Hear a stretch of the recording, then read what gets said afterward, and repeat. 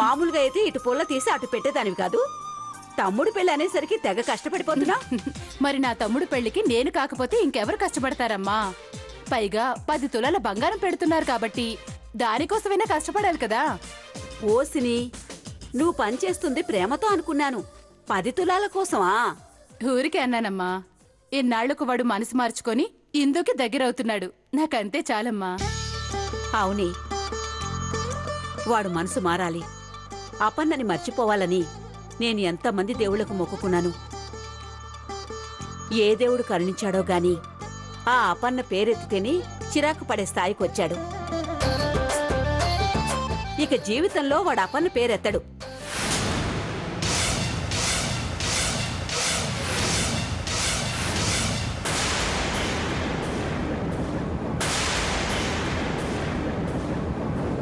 ఏంటిలా వచ్చా?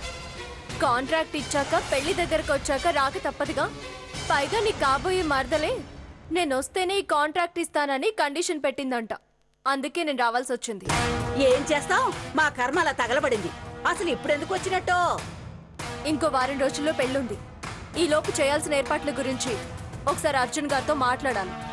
ఏ, మాతో మాట్లాడకూడదా? మాట్లాడడానికి మేం పనికిరావా? ఆ అర్జున్ గారితోనే మాట్లాడాలి అంటున్నావు? పాపం ఎంతైనా మాజీలవ్వరు కదమ్మా. వాడి పెళ్ళైపోతే మళ్ళీ మళ్ళీ కలవడానికి మాట్లాడడానికి వీలుండదని ఫీల్ అవుతున్నట్టుంది. అందుకే డైరెక్ట్ గా వాడితోనే మాట్లాడతాను అంటుంది. కర్మ కర్మ, వాడు వదిలిపెట్టినా వాడి ఫ్యాన్స్ వదిలేలా లేరు. మీరేం చెప్పాలనుకుంటున్నారో కొంచెం సూటిగా చెప్తారా? చెప్పడానికేముందమ్మా, మా ఆయన గారి చెల్లెలా?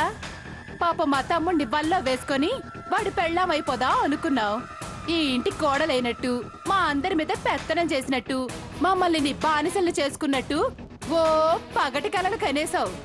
మా అమ్మ పూజల పుణ్యమా అని నీ ప్రయత్నాలు ఫలించక ఎంగేజ్మెంట్ తోనే నీ కలలన్నీ ఆగిపోయాయి. లేదంటే ఈ రోజు పెళ్లి కూతురుగాను మా అర్జున్ భార్యగాను పెళ్లి పెట్టెల మీద కూర్చునేదానివి.